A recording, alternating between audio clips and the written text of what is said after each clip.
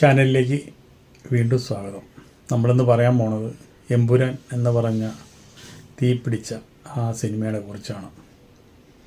പാവം മോഹൻലാൽ കരയ്ക്കുമല്ല കടലിലും അല്ല എന്നുള്ളത് എടുക്കണം. ഈ ചെകുത്താന്മാരെല്ലാവരും കൂടി കൊണ്ടുപോയി മോഹൻലാലിനെ മുക്കി. ഇതെല്ലാം പറയണ്ടോ? സിനിമ ഇപ്പോൾ എന്തുണ്ടായി? സെൻസറിങ്ങിന് പോയാൽ എന്താവും സ്ഥിതി? പല സീൻസുകളും കട്ട് ചെയ്യേണ്ടി വരും. ആദ്യത്തെ 30 മിനിറ്റ് ചിലപ്പോൾ സെൻസറിങ്ങിൽ പോകുന്ന പറഞ്ഞിട്ടത്.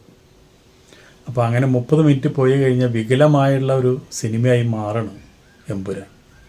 സെൻസറിങ് കഴിഞ്ഞ് ഏതൊക്കെ ഭാഗങ്ങൾ കട്ടായി പോകും എന്നൊന്നും ഒരു പിടുത്തമില്ല. ആ റീസെൻസറിങ്ങിന് വിളിക്കുന്നത് മാത്രമല്ല എമ്പുരാൻ്റെ പ്രശ്നം. റീസെൻസറിങ്ങിന് വിളിച്ചാൽ എന്തുണ്ടാവും എന്ന് വെച്ചിട്ടുണ്ടെങ്കിൽ, ഇതുപോലെ പ്രശ്നങ്ങളുള്ള ഒരു പടം ഒരു കാരണവശാലും സാറ്റലൈറ്റിന് വിൽക്കാൻ പറ്റില്ല. നമ്മുടെ മാർക്കോ സാറ്റലൈറ്റ് വെക്കില്ല, നമുക്ക് ടി വിയിൽ കാണാൻ പറ്റില്ല. കാരണം എന്താ വെച്ചിട്ടുണ്ടെങ്കിൽ അത് കേന്ദ്ര ഗവൺമെൻറ്റിൻ്റെ നയമാണ്. ഒരുപാട് വയലൻസും ഒരുപാട് പ്രശ്നങ്ങളൊക്കെയുള്ള പടങ്ങൾ ടി വിയിൽ വരാൻ പാടില്ല. ടി വിയിൽ വന്നു കഴിഞ്ഞാൽ ഒരുപാട് കുട്ടികളൊക്കെ കാണുന്നത് OTTയിൽ വരാം. OTTയിൽ സെൻസർ ചെയ്ത ഏത് പടം അവിടെ അവർക്ക് കളിക്കാം, അവിടെ പ്രശ്നമില്ല. പക്ഷേ ഇത് ടി വിയിൽ വരാനായിട്ടും സാറ്റലൈറ്റ് പൈസ കൊടുത്ത് എടുക്കുകയോ ചെയ്യില്ല. ഇപ്പോൾ ഏഷ്യാനെറ്റാണ് ഇത് നല്ലൊരു തുകയ്ക്ക് വില പറഞ്ഞു വെച്ചിട്ടുണ്ടായിരുന്നത്. പക്ഷേ ഏഷ്യാനെറ്റ് അത് ഒഴിഞ്ഞിരിക്കുന്നു. കാരണം ഇത് 35 കോടി രൂപയ്ക്കാണ് ഏഷ്യാനെറ്റ് അന്ന് ബിസിനസ് പറഞ്ഞിട്ടുള്ളത്. പോരാതിനിപ്പോൾ ഏഷ്യാനെറ്റിൻ്റെ ഉടമസ്ഥ മാറിയിരിക്കണം. ഇപ്പോൾ അംബാനിയാണ് അതിൻ്റെ ഉടമസ്ഥൻ. അംബാനി എന്ന് പറഞ്ഞാൽ മോദിയുടെ അടുത്ത ആളാണ്. മോദിക്ക് കുഴപ്പം വരുന്നൊരു പടം എന്തായാലും അംബാനിയുടെ എടുക്കുന്നത് തോന്നുന്നില്ല. കാരണം ഈ പടത്തിൻ്റെ ഒരുപാട് BJPനെയും RSSനെയും വിമർശിക്കുന്ന സത്യമല്ലാത്ത കുറേ കാര്യങ്ങൾ പിക്ചറൈസ് ചെയ്ത് വെച്ചിരിക്കുന്നു എന്നാണ് പറയുന്നത്. പടം ഞാൻ കണ്ടില്ലുള്ള കാര്യം ഞാൻ പറയാം. സോഷ്യൽ മീഡിയയിൽ കണ്ട കാര്യങ്ങളാണ് നമ്മൾ സംസാരിക്കുന്നത്. അതാർക്കും പറയാലോ. അപ്പോൾ ഈ സെൻസറിങ് ചെയ്തിട്ടുള്ളത് ഇത്രയും ഭാഗങ്ങൾ കട്ട് ചെയ്ത് കളയുകയും ഈ 35 കോടി രൂപയ്ക്ക് ഏഷ്യാനെറ്റിന് ഈ പരിപാടി വേണ്ടെന്ന് പറഞ്ഞു. മോഹൻലാൽ നേരിട്ട് ഇടപെട്ടു. ഇത് സാറ്റലൈറ്റ് വന്നില്ലെങ്കിൽ, ഇത്രയും വലിയൊരു ലാൽ പടം സാറ്റലൈറ്റ് വന്നില്ലെങ്കിൽ, സാറ്റലൈറ്റ് വിറ്റ് പോയില്ലെങ്കിൽ ഭയങ്കര നഷ്ടം വരും. അപ്പോൾ അതിന് മോഹൻലാൽ ഇടപെട്ടിട്ട് പറഞ്ഞു, കഴിഞ്ഞ സീസണിൽ മോഹൻലാൽ പറഞ്ഞത് ബിഗ് ബോസിൽ ഞാൻ ഇനിയില്ല, ഞാൻ ബിഗ് ബോസിൻ്റെ എഗ്രിമെൻറ്റ് കഴിഞ്ഞു, ഞാൻ ഈ ബിഗ് ബോസിലില്ല എന്ന് പറഞ്ഞു. അത് അവരെ മാർക്കറ്റിന് ഒരുപാട് ബാധിച്ചു എന്നല്ല, ഒരുപാട് അത് പ്രശ്നങ്ങളുണ്ടാക്കി പരസ്യത്തിൻ്റെ രംഗത്ത്. അപ്പോൾ എന്തുണ്ടായിട്ടുണ്ടെങ്കിൽ ഏഷ്യാനെറ്റ് പറഞ്ഞ ഒറ്റ കാര്യമാണ്, എന്നൊരു കാര്യം ചെയ്യും, ബിഗ് ബോസിൽ നിങ്ങൾ ഈ കൊല്ലം കൂടി വാ. പൈസ ബിഗ് ബോസിൽ തന്നെ കൊടുക്കുന്നുണ്ട്. പക്ഷേ എന്നിരുന്നാലും ബിഗ് ബോസിൽ ഇപ്രാവശ്യം വാ, നമ്മളൊരു ഡീലാണെന്ന് പറഞ്ഞിട്ടാണ് ഈ പടം എമ്പുരാൻ 35 കോടി രൂപയ്ക്ക് എടുക്കാമെന്ന് ഏഷ്യാനെറ്റ് പറഞ്ഞത്. പക്ഷേ ഇപ്പോൾ ഏഷ്യാനെറ്റിന് അത് എടുക്കാൻ പറ്റില്ല. കാരണം എന്താ? സാറ്റലൈറ്റ് റൈറ്റ് അതിൻ്റെ വിൽക്കാൻ പാടില്ല. അത് വാർത്താ വിതരണ ആഭ്യന്തര കാര്യമാണ്. ആഭ്യന്തര കാര്യം എന്ന് പറഞ്ഞു കഴിഞ്ഞാൽ ഈ മാർക്കോയ്ക്ക് പറ്റിയ പോലെ തന്നെ എമ്പുരാന് സംഭവിച്ചിരിക്കുന്നു. കാരണം അതിൽ വയലൻസ് കൂടുതലാണ്. അതുപോലെ തന്നെ കേന്ദ്ര ഗവൺമെൻറ്റിനെ, ഇപ്പം നമ്മളെ ഭരിക്കുന്ന ഗവൺമെൻറ്റിനെ ഒരുപാട് വ്യാജ പ്രചരണങ്ങൾ നടത്തിക്കൊണ്ട് ടാറടിച്ച് കാണിക്കുന്നു എന്ന് പറഞ്ഞുകൊണ്ട് RSS രംഗത്ത് വരികയും മറ്റുള്ള പോഷക സംഘടനകളെ രംഗത്ത് വരികയും ചെയ്തതോടുകൂടി പടം പ്രതിസന്ധിയിലായി. ഇത് 200 കോടി രൂപയ്ക്കും മേലെ, 230 കോടി രൂപയുടെ കോസ്റ്റ്. അപ്പോൾ ആ കോസ്റ്റിനെ മറികടക്കാൻ വേണ്ടിയിട്ടാണ് ഇതൊരു പാൻ ഇന്ത്യൻ പടമാക്കി മാറ്റിയത്. അപ്പോൾ എന്തുണ്ടായി? ഹിന്ദി, തെലുങ്ക്, കന്നഡ, തമിഴ്. പക്ഷേ അവിടെ ഒന്നും പടത്തിന് ആളില്ല എന്ന് മാത്രമല്ല, OTTക്കും ഈ പടം വേണ്ട. കാരണം ഈ പടത്തിൻ്റെ പ്രിൻ്റ് ലീക്കായി. ആയിരക്കണക്കിന് ലക്ഷക്കണക്കിന് ആൾക്കാർ ഫ്രീ ആയിട്ട് നമ്മുടെ ചാനലിൽ നിന്ന് അത് ഡൗൺലോഡ് ചെയ്ത് കാണണം. അപ്പോൾ ഉള്ള ആൾക്കാർ മുഴുവൻ കണ്ടു കഴിഞ്ഞിട്ട് ഇനി 10-45 ദിവസം അത് കഴിഞ്ഞിട്ട് ഈ എമ്പുരാൻ OTTയിൽ വന്ന ആര് കാണും? പിന്നെ OTTക്ക് എന്താ അവിടെ ഒരു പ്രശസ്തി ഉള്ളത്? ഒരു കാര്യവുമില്ല. അതുമല്ല ആ പടം കാണുന്നവരെല്ലാവരും കണ്ടും കഴിഞ്ഞു. പിന്നെ OTT വന്നിട്ട് കാര്യമില്ല. അപ്പോൾ OTT യും ജിയോയും അത് ഒന്നായിരിക്കുന്നു. ജിയോ ഹോട്ട്സ്റ്റാറായിട്ട് മാറിയിരിക്കുന്നു. ആ ജിയോ ഹോട്ട്സ്റ്റാർ തന്നെയാണ് ഏഷ്യാനെറ്റും ഉടമസ്ഥാവകാശം. അപ്പോൾ അതുകൊണ്ട് എന്തുണ്ടായി, OTTയിലേക്കും വേണ്ട ഈ പടം, ഏഷ്യാനെറ്റിനും വേണ്ട ഈ പടം. ഇത് സാറ്റലൈറ്റ് വിൽക്കാനും പാടില്ല എന്ന് കേന്ദ്ര ഗവൺമെൻറ് ഇതിൻ്റെ സർക്കുലർ ഇറക്കിയിരിക്കുന്നു. അപ്പോൾ എന്ത് ചെയ്യാൻ പറ്റും? ഇത്രയും വലിയ സംവിധായകൻ അദ്ദേഹം എന്തുണ്ടായി, അദ്ദേഹത്തിന് 10 പൈസ ചിലവില്ല. അദ്ദേഹത്തിന് ഇരുന്ന് ഇങ്ങനെ തള്ളിയാൽ മതി. ഇങ്ങനെ തള്ളുക മല്ലിയേച്ചി നിന്ന് തള്ളുക. എന്നിട്ടിപ്പോൾ എന്തായി, എന്തൊക്കെയാണെന്ന് പറഞ്ഞോടനെ മലപ്പുറം കത്തി, അതുപോലെ എന്താ ബോംബ്, താങ്ങര മൂട്, ഇതൊക്കെ കഴിഞ്ഞപ്പോൾ എന്തുണ്ടായി, ആ പാവം മോഹൻലാലിനെ കുരിശുമ കയറ്റി. നല്ലൊരു നടനാണ്, പാവം മനുഷ്യൻ. ഈ പൃഥ്വിരാജ് ഒരുത്തനാണ് ഇതിനൊക്കെ കാരണം. ഇവനിങ്ങനെയുള്ള പടങ്ങൾക്ക് ഇവന് ഭയങ്കര താല്പര്യമാണ്. വാരിയംകുന്നൻ എന്ന് പറഞ്ഞിട്ടൊരു പടത്തിൽ മൂപ്പർ അഭിനയിക്കാൻ നിന്നു. ലാസ്റ്റ് RSകാർ എതിർപ്പ് കാരണം അത് വേണ്ടെന്ന് വെച്ചു. അന്ന് കുരുപൊട്ടിയാണിത്. പിന്നെ ജനഗണമന എന്ന് പറഞ്ഞിട്ടൊരു പടം വന്നു, ഒരാവശ്യമില്ല, അതിലും മൂപ്പർ കയറി. ഇതിലിപ്പം മോഹൻലാലിനെ മറച്ചു വെച്ചുകൊണ്ടാണ് പല തിരക്കഥകളും നമ്മുടെ ഗോപിയും മൂപ്പരും കൂടി പ്ലാൻ ചെയ്തതെന്ന് പറയുന്നത്. മോഹൻലാൽ അറിഞ്ഞിട്ട് പോലില്ല, തിയേറ്ററിൽ വന്ന് കണ്ടപ്പോഴാണ് ചിലപ്പോൾ മൂപ്പർ അറിഞ്ഞിട്ടുണ്ടാവുക. എന്താ വെച്ചിട്ടുണ്ടെങ്കിൽ മൂപ്പർക്ക് ഇതിൽ ആ ഭാഗത്തൊന്നും മൂപ്പർ അഭിനയിക്കുന്നില്ല എന്ന് പറഞ്ഞു കേട്ടെ. അപ്പോൾ മൂപ്പർ അത് അന്വേഷിച്ചില്ല. അപ്പോൾ ഒരിക്കലും കേന്ദ്ര ഗവൺമെൻറ്റിനെതിരായിട്ട് മോഹൻലാൽ ഒരു അക്ഷരം പറയില്ല, ഒരു സിനിമയിൽ പോലും പറയില്ല. മോഹൻലാലിന് അത്ര ഇഷ്ടമാണ് മോദീനെ. അമ്മേരെ ഫൗണ്ടേഷൻ്റെ കാര്യങ്ങൾക്ക് പറയാനും അതിന് ക്ഷണിക്കാനായിട്ട് മോഹൻലാൽ ഡൽഹിയിൽ പോയിട്ട് മോദിനെ നേരിട്ട് കണ്ടതാണ്. മോഹൻലാലിന് എന്ത് ഇഷ്ടമാണെന്നറിയാമോ നരേന്ദ്രമോദി സാറിന്. അങ്ങനെ ഇഷ്ടമുള്ള ഒരു വ്യക്തി, ഒരു കലാകാരൻ, അദ്ദേഹത്തിൻ്റെ പാർട്ടീനെ കരുതേച്ച് കാണിക്കാൻ വേണ്ടി ഇല്ലാത്തൊരു സംഭവം ഇത്രയും കാലം കഴിഞ്ഞിട്ട് ഇപ്പോൾ ഊതിപ്പെരിപ്പിച്ച് വീണ്ടും സമൂഹത്തിൽ തീ പടർത്തുക എന്ന് പറഞ്ഞു കഴിഞ്ഞാൽ അത് ശരിയായ നടപടിയാണോ? അല്ല. അപ്പോൾ ഇതിനു മുമ്പും പൃഥ്വിരാജ് പല ആൾക്കാർക്കും പാര വെച്ചിട്ടുണ്ട്. ദിലീപിനെ ഈ നിലയ്ക്ക്, ദിലീപിനെ യാതൊരു ഇഷ്ടമില്ല മൂപ്പർക്ക്. ദിലീപിനെ കുറേ ആയിട്ട് കുത്തണ്. ഇപ്പോഴും ദിലീപ് ഈ കുഴിയിൽ കിടക്കുന്നതിൻ്റെ കാരണം എന്താ? പൃഥ്വിരാജ് തന്നെയാണ്. ചെറിയ തെറ്റുകളൊക്കെ ദിലീപിൻ്റെ കയ്യിലുണ്ടായിരുന്നിരിക്കാം, പക്ഷെ അതൊക്കെ ഊതി പെരുപ്പിച്ച് കത്തിക്കിലങ്ങോട്ട്. മൂപ്പരൊരു പടം വന്നു, ആടുജീവിതം, 10 പൈസയ്ക്ക് കൊള്ളില്ല. പടം തുടങ്ങിയാൽ കഴിയുന്നവരെ കിടന്ന് മരുഭൂമിയിൽ കിടന്ന് നമ്മൾ ഉറങ്ങാടുന്നത്. ആ പടം എന്ത് തള്ളിയോടനെ. എന്നിട്ട് ആ പടം എടുത്ത ആൾക്ക് നഷ്ടമാണ്.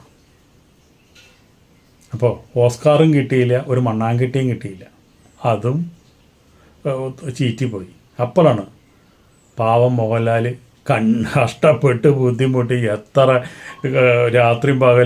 രാത്രിനെ പകലാക്കി അഭിനയിച്ച് ശരീരത്തിൻ്റെ സുഖം കൂടി നോക്കാണ്ട് കുടുംബം കൂടി നോക്കാണ്ട് രാവും പകലും അഭിനയിച്ച് കഷ്ടപ്പെട്ട് ലൈറ്റിൻ്റെ മുമ്പിൽ നിന്ന് കിട്ടുന്ന കാശ് മുഴുവൻ കൊണ്ടുപോയി ഈ പടത്തിന് തൊലച്ചു. എന്നിട്ട് എന്തുണ്ടായി? 10-45 കൊല്ലം ഫിലിം ഫീൽഡിലുണ്ടാകുന്ന സകല ഇമേജും ഈ ഒറ്റ രാഷ്ട്രീയ പടത്തോടുകൂടി നശിപ്പിച്ചു എന്നുള്ളതാണ്. കുടം കമത്തി വെള്ളമൊഴിച്ചു പറഞ്ഞ പോലെ 100 വയസ്സ് വരെ കക്കാതെ എന്നിട്ട് 100ാമത്തെ വയസ്സിൽ 101ാമത്തെ വയസ്സിൽ കട്ടാ കള്ളം തന്നെയല്ലേ പേര്. മോഹൻലാലിന് എന്ത് ഇഷ്ടമാണെന്ന് അറിയാം. തമിഴന്മാർക്ക് എന്ത് ഇഷ്ടമാണ്, തെലുങ്കന്മാർക്ക് എന്ത് ഇഷ്ടമാണ്, അവിടെയൊക്കെ മോഹൻലാൽ അഭിനയിച്ചിട്ടുണ്ട്. മലയാളത്തിൽ എന്ത് ഇഷ്ടമാണ്. അപ്പോൾ ആ ഇഷ്ടങ്ങളെല്ലാം എല്ലാ സ്ഥലത്തും ഇല്ലാണ്ടാക്കാൻ വേണ്ടിയിട്ടാണ് മോഹൻലാലിനെ ഇപ്പോൾ നിൽക്കുന്നത്. ഇപ്പോൾ കാനൽ പദവി എടുത്ത് കളയെന്ന് പറയുന്നത്. അതുപോലെ ഇതിപ്പോൾ റീസെൻസറിങ്ങിന് പോയി. ഇനിയിപ്പോൾ ഇത് സാറ്റലൈറ്റ് വിൽപ്പന നടക്കില്ല, OTTക്ക് വേണ്ട. 4 ദിവസം കൊണ്ട് തിയേറ്റർ കളക്ഷനും താറുമാറായിട്ടുണ്ട്. ഇപ്പോൾ ബുക്കിംഗ് ഒട്ടുമില്ല ഒരിക്കലും. ഇനി റീസെൻസർ ചെയ്തിട്ട് വന്നിട്ട് ഈ പടം കാണാനായിട്ട് ആരെ കയറുക? അപ്പോൾ ഇത്രയും കൊല്ലം കഷ്ടപ്പെട്ട് അന്യരാജ്യങ്ങളിലൊക്കെ പോയി ഷൂട്ട് ചെയ്ത് ഇതിൽ ഒരു നഷ്ടം പറ്റാത്ത ആൾക്കാരാരാ? മുരളി ഗോപിയും അതുപോലെ തന്നെ പൃഥ്വിരാജും. അവരെ റെമൊണ്ടേഷൻ മേടിച്ചു. ഇതിൽ കഷ്ടപ്പെടുന്ന ആരാ? ആ പെരുമ്പാവൂരും മോഹൻലാലും. ചീത്തപ്പേര് മുഴുവൻ ഇവർക്കും. അല്ല അസല് ചീത്തപ്പേരും തെറിയും തേങ്ങയും ഒക്കെ സോഷ്യൽ മീഡിയയിൽ നിരത്തിയതും പൃഥ്വിരാജിന് കിട്ടുന്നുണ്ട്. പക്ഷെ അതിരുന്നിട്ട് എന്താ കാര്യം? ഇതൊക്കെ ചെന്ന് വീണത് മോഹൻലാലിൻ്റെ മേത്തല്ലേ? മോഹൻലാലിൻ്റെ ദേഹത്തല്ലേ ഇതൊക്കെ കൊണ്ടുവന്ന് തറയ്ക്കുന്നത്? ഇതിൻ്റെയൊക്കെ അമരക്കാരൻ മോഹൻലാലല്ലേ? ഇതിൻ്റെ നായകൻ മോഹൻലാലല്ലേ? എല്ലാവരും മോഹൻലാൽ പടം എന്നല്ലേ ഈ പറയണത്. ഇപ്പോൾ അതെ RSSകാരും രംഗത്ത് വന്നിരിക്കുക. BJP പിന്നെ പ്രത്യക്ഷത്തിൽ രംഗത്ത് വന്നിട്ടില്ല, എന്നിരുന്നാലും അവരെ നേതാക്കന്മാരും പറയുന്നുണ്ട്. ഇതെന്താണെന്ന് വെച്ചിട്ടുണ്ടെങ്കിൽ, ഇത് ഭരിക്കുന്ന ഒരു പാർട്ടിക്കെതിരെ ഒരു സിനിമയ്ക്ക് എടുക്കേണ്ട കാര്യം വല്ലതും ഉണ്ടാകും. അവർ നമ്മളെ ഭരിക്കാൻ വേണ്ടി, നമുക്ക് ഒരു രാഷ്ട്രീയത്തിലില്ലാത്ത ആൾക്കാരായാലും നരേന്ദ്രമോദി സാറ് നമ്മുടെ പ്രധാനമന്ത്രിയാണ്. അതുപോലെ തന്നെ പിണറായി വിജയൻ സാറ് നമ്മുടെ മുഖ്യമന്ത്രിയാണ്. അവർ നമ്മുടെ ഒരു വോട്ട് കൊണ്ടൊന്നല്ല ജയിച്ചത്. ലക്ഷക്കണക്കിന് കോടിക്കണക്കിന് ആൾക്കാർ അവരെ ഇഷ്ടപ്പെട്ടിട്ട് അവരെ ജയിപ്പിച്ച് അവരെ പ്രധാനമന്ത്രി മുഖ്യമന്ത്രിക്ക് ആക്കിയിരിക്കുക. അവരെ നമ്മൾ ബഹുമാനിക്കണം. ആ 5 കൊല്ലം നമ്മൾ ബഹുമാനിക്കണം. അഭിപ്രായ വ്യത്യാസം ഉണ്ടെങ്കിൽ നമുക്ക് പറയാം. പക്ഷേ ഒരു തെളിവില്ലാത്ത കാര്യങ്ങൾ സിനിമയിൽ കൂടി ആയാലും വിളിച്ചു പറയാൻ പാടില്ല. പോരാത്തതിന് ഇപ്പോൾ ഒരുപാട് നമ്മുടെ ഇന്ത്യ എന്ന് പറഞ്ഞ ഒരുപാട് പുരോഗതിയിലേക്ക് കുതിച്ചുകൊണ്ടിരിക്കുക. അന്യ രാജ്യക്കാർ നമ്മളെ കളിയാക്കി പറയില്ലേ ഇങ്ങനെയൊക്കെ? ഓരോരോ കാര്യങ്ങൾ നമ്മൾ തന്നെ ഉണ്ടാക്കി, നമ്മൾ തന്നെ ഓരോന്ന് പറഞ്ഞ് നാട്ടുകാർക്ക് നമ്മൾ ഈ വടിവെട്ടി നമ്മൾ തന്നെ കൊടുക്കണം അവർക്ക് നമ്മളോട് അടിക്കാനായിട്ട്. അപ്പോൾ നമ്മളെന്താ ചെയ്യുന്നതെന്ന് വെച്ചിട്ടുണ്ടെങ്കിൽ, നമ്മൾ സിനിമ എടുക്കുമ്പോൾ അതിൽ സ്ത്രീകളെ ഉപദ്രവിക്കുന്ന സീൻസുകളുണ്ടെങ്കിൽ അതൊക്കെ ഒന്ന് കുറയ്ക്കുക. അതിൽ രാഷ്ട്രീയക്കാരെ കളിയാക്കുന്നുണ്ടെങ്കിൽ അതൊക്കെ ഒന്ന് കുറയ്ക്കുക. രാഷ്ട്രീയക്കാരെ കരി കാണിക്കുന്നത് കുറയ്ക്കുക. അതുപോലെ തന്നെ അനാവശ്യമായിട്ടുള്ള സിഗരറ്റ് വലി കുറയ്ക്കുക. ഏത് സിനിമ എടുത്താലും മദ്യപാനത്തിൻ്റെ കുരിശ, അതൊക്കെ ഒന്ന് കുറയ്ക്കുക. അതുപോലെ തന്നെ ഈ മയക്കുമരുന്ന് തേങ്ങയും പൊടിയും കീടിയൊക്കെ വലിച്ചത് അതൊക്കെ നേരിട്ട് കാണിക്കതൊക്കെ അതൊക്കെ ഒന്ന് നിർത്തുക. ഇതൊക്കെ ഈ ചെറുപ്പം പിള്ളേർ കണ്ടു കഴിഞ്ഞാൽ അവർക്ക് ഇതിൻ്റെയൊക്കെ ഇൻസ്പിറേഷൻ വരണം. നമുക്ക് നല്ല നല്ല കുടുംബകഥകൾ എടുത്ത് സിനിമ എടുത്ത് നമുക്ക് വിജയിപ്പിക്കാമല്ലോ. മോഹൻലാലൊക്കെ 5 കോടിയൊക്കെ 6 കോടിയോ 10 കോടിയൊക്കെ മേടിച്ചോട്ടെ. മോഹൻലാലിന് 5 കോടി കൊടുത്താലും ഒരു 2 കോടി വേറെയും കൂട്ടി കഴിഞ്ഞാൽ 5 2 7 കോടി രൂപയ്ക്ക് ഒരു സിനിമ എടുത്തുകൂടെ? നല്ലൊരു സിനിമ എടുത്തുകൂടെ? ചെറിയ സബ്ജക്റ്റ് മതി, എടുത്തുകൂടെ? എന്തിനാ ഈ മലയാളത്തിൽ താങ്ങാൻ പറ്റാത്ത 200 കോടി 230 കോടി 250 കോടി 500 കോടി രൂപ സിനിമയൊക്കെ നമുക്ക് എന്തിനാ? ഇത് എത്ര കോഴിമുട്ട വലുപ്പത്തിലല്ലേ ഉള്ളൂ കേരളം? ഈ കേരളത്തിലെ ജനങ്ങളെ കയ്യിൽ നിന്നാണോ നിങ്ങൾക്ക് 230 കോടി രൂപ നിങ്ങൾക്ക് ഉണ്ടാക്കി തരേണ്ടത്? പിന്നെ അന്യ സംസ്ഥാനത്ത് ഉണ്ടാക്കി തരുമെന്ന് പറഞ്ഞാൽ അത് വെറും ദിവാസ്വപ്നമാണ്. ഇപ്പോൾ എമ്പുരാൻ തന്നെ റീമേക്ക് ചെയ്യാന്ന് പറഞ്ഞു കഴിഞ്ഞാൽ ആ കഥ ആരും റീമേക്കിന് കാശ് കൊടുത്ത് മേടിക്കില്ല. അപ്പോൾ ആ വഴിക്കും കാശ് കിട്ടാൻ വഴിയില്ല. അപ്പോൾ എല്ലാം കൊണ്ടും മോഹൻലാൽ ആകെ പെട്ടിരിക്കുക. കാരണം എന്താ വെച്ചിട്ടുണ്ടെങ്കിൽ, അടുത്ത കൊല്ലം ഡിസംബർ വരെ മോഹൻലാലിന് ശനിദശയാണ്, കണ്ടകശനിയാണ്. എന്തും ചെയ്താലും എല്ലാം തിരിച്ചടിക്കും. മോഹൻലാലിൻ്റെ രാശ്യത, രാജരോഗത്തിൽ പിറന്ന രാജകുമാരനാണ് മോഹൻലാൽ. പക്ഷേ ഏത് കാലനും ഉണ്ടാവുമല്ലോ കഷ്ടകാലം എന്ന് പറഞ്ഞ പോലെ, കഷ്ടകാലത്തിൽ കൂടിയാണ് മൂപ്പര് 4-5 കൊല്ലമായിട്ട് കടന്നു പോണത്.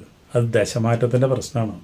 ആ ദശമാറ്റം 8 കൊല്ലം കിട്ടിയതാണത്. ആ 8 കൊല്ലം ആവണമെങ്കിൽ ഇനി അടുത്ത കൊല്ലം ഡിസംബർ 25 തീയതി കഴിയണം. അതുപോലെ മോഹൻലാലിന് ഒരു കാരണവശാലും ഒരു ഗുണം കിട്ടില്ല. അടുത്ത് നിൽക്കുന്നവരൊക്കെ കാശുണ്ടാക്കും, പേരുണ്ടാക്കും. ഒരു സിനിമയിൽ പറഞ്ഞിട്ടുണ്ടോ, അലബസ് ലിസ്ശ്രീ ഭാഗ്യം എന്ന് പറഞ്ഞിട്ടുണ്ടല്ലോ ശ്രീനിവാസൻ്റെ ഒരു സിനിമയിൽ. ശ്രീനിവാസൻ എന്ത് ചെയ്താലും അടുത്തുള്ളവർക്ക് ലാഭം കിട്ടുക, ശ്രീനിവാസനൊന്നും കിട്ടില്ല. അതേപോലെ അലംബലഭ്യശ്രീന് മോഹൻലാലിൻ്റെ ഈ അടുത്ത മാസം 25 തീയതി വരെ ആ പാവം എന്ത് ചെയ്താലും ഇതന്നെ സ്ഥിതി. ഇപ്പം തന്നെ നോക്ക്, തുടരുമെന്ന് പറഞ്ഞൊരു പടം, എത്ര നല്ല പടം എന്ന് പറയുന്നുണ്ട്, നമ്മൾ കണ്ടിട്ടില്ല.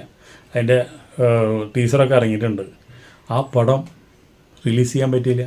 OTTക്ക് വേണ്ട, വലിയ പൈസ പറഞ്ഞു, അതവർക്ക് വേണ്ടാന്ന് പറഞ്ഞു. സാറ്റലൈറ്റ് വിറ്റുപോയില്ല, ആ പടം റിലീസ് ചെയ്തില്ല, അതെടുത്ത് മാറ്റി വെച്ചു. എമ്പുരാൻ കഴിഞ്ഞിട്ട് മതി എന്ന് പറഞ്ഞിട്ട്. ഇനിയിപ്പോൾ എമ്പുരാൻ കഴിഞ്ഞാൽ ആ പടം ഇട്ട് കഴിഞ്ഞാൽ മമ്മൂട്ടിയുടെ പടം വരുന്നുണ്ട്, ബസൂക്ക വരുന്നുണ്ട്, വേറെയും പടങ്ങൾ വരുന്നുണ്ട്. അതിൻ്റെ ഇടയിൽ വരുമ്പോൾ അത് കളക്ഷനെ ബാധിക്കും. എന്തായാലും ഈ വെക്കേഷൻ കഴിയുമ്പോഴേക്കും എല്ലാ മലയാള പടങ്ങളും റിലീസ് ചെയ്ത് തീരണം.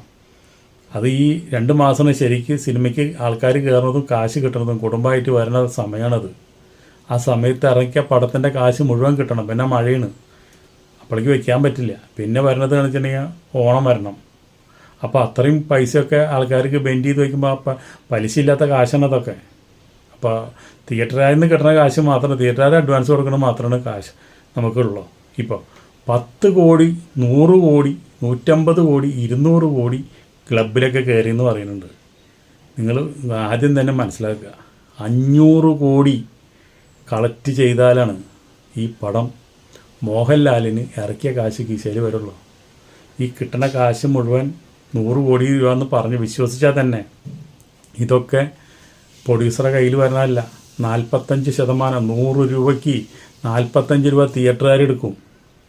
അത് കഴിഞ്ഞിട്ടുണ്ട് ഡിസ്ട്രിബ്യൂഷൻ ആരാ ചെയ്യുന്നത് വെച്ചിട്ടുണ്ടെങ്കിൽ അവരെ കമ്മീഷൻ. അത് കഴിഞ്ഞിട്ടുണ്ട് പ്രൊഡ്യൂസർക്ക് കിട്ടുക. അതിൻ്റെ ഇടയിൽ ടാക്സ് പോവും, ഗവൺമെൻറ്റിന് പോവും, GST പോവും, ടാക്സ് പോവും.